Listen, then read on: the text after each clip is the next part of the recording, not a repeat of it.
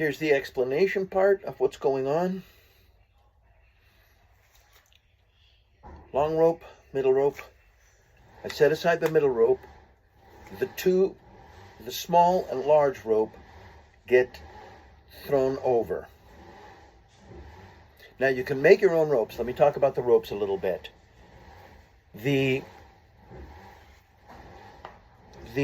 small rope and the long rope together, looped together like this,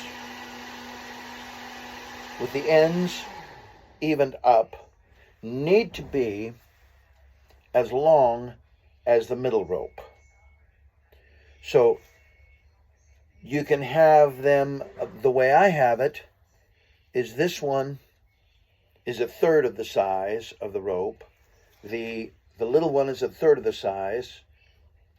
The middle one is twice its size. And the long rope is 3 times the size. But it's not, some people that do this trick have the longer rope longer and the little rope shorter. The main thing to look out for when you're cutting your rope to make it, you'll want to cure the ends so they don't unravel. You can dip them into Elmer's glue or whatever, or use different kinds of treatment for the ends of them. But you want to harden the ends so they won't unravel.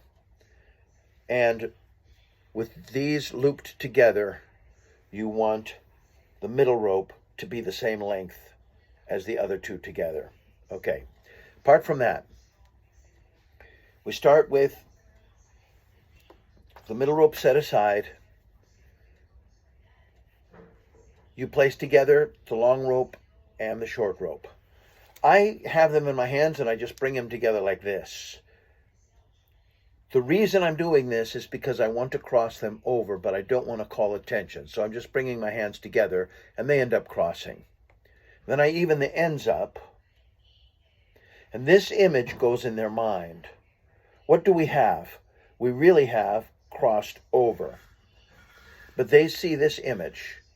And it looks like the short rope and the long rope.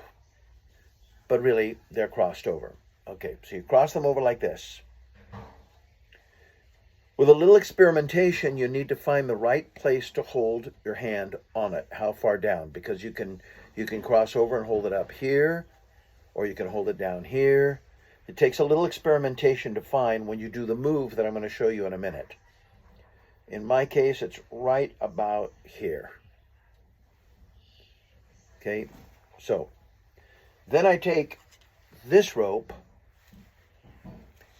and I do this spin. Sometimes I use the line. I'll tell them this is the part of the magic trick where the magician usually does something sneaky to distract. Who let that dog in here? Why is he dancing like that? And of course, half the kids, or most of the kids, will turn their heads and look. I say, no, you're not supposed to look. And the funny thing about it is, when that happens, I actually do the move. Now, you don't need to use that line because I find that this looks like some kind of cowboy rope trick. Every eye is here. And as I do it, I turn this way, and this goes behind me. So, but I don't need to. Every eye is here. I can do the move right in front of people like that, and they don't see it. If you're got your attention here, you're looking at this, you're doing this, and this hand is doing it. Now let's go over the move. This move is probably the most difficult part of it, and it's what makes the trick work without the other versions. There are versions of this where they put the 3 ropes together, and then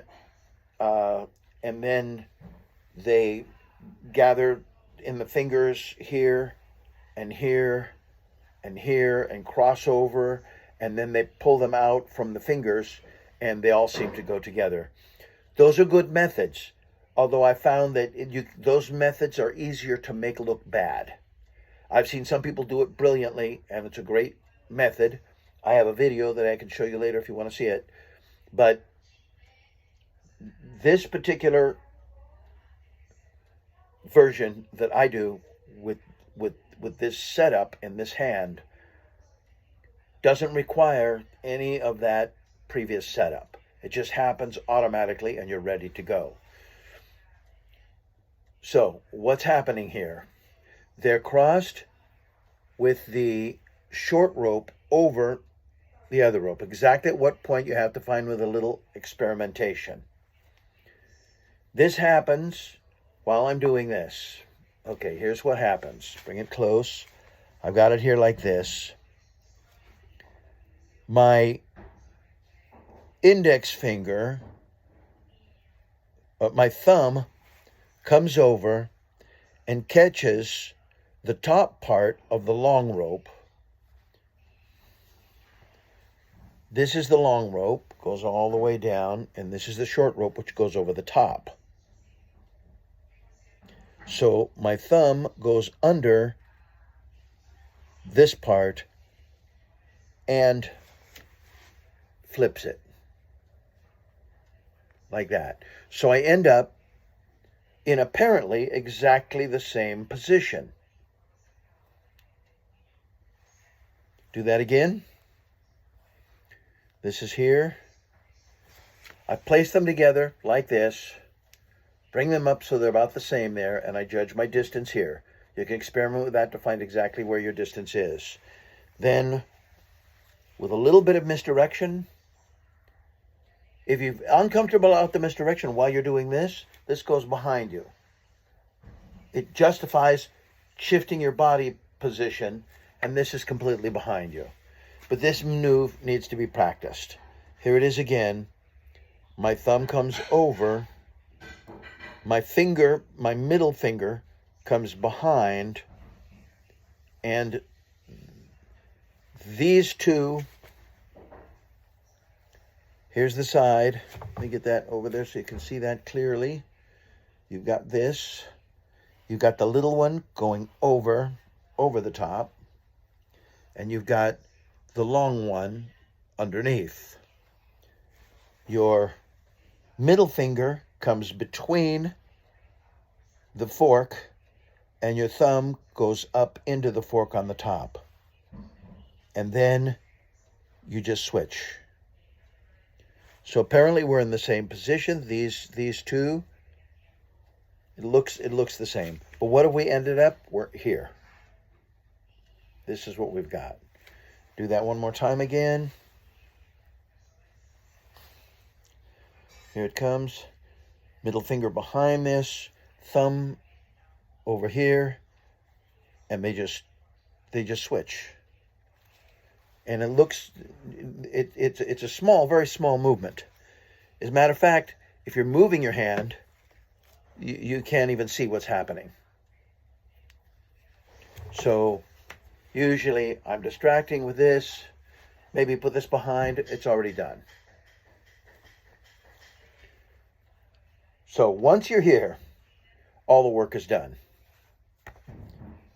The middle rope gets laid between the two. We've got it here, but it's going to be laid over the loop in the middle there and pull it in between the two ropes until the ends are the same. You can bring it up, display that the ends, adjust it if you have to, display all the ends the same. You can even turn around here at this point. Because the little loop happens under your thumb there, you wouldn't want to expose it like that and give them a good look. But but at this point, you can turn around and they can see there's nothing concealed in your hand. They assume that the rope is going up your sleeve or something's happening there. I frequently turn around and let them see this side of my hand. Okay, so but at any rate, you've got it here. You're up to this point. Take the long rope, the middle rope, and the short rope. Because I have long edges of the rope, I tend to grab the rope a little bit down so I've got a certain amount hanging over. 1, 2, 3. So it looks the same. And they can see the little rope, the big rope, the long rope, And then as you spread, it comes together. Let them drop. 1, 2, 3.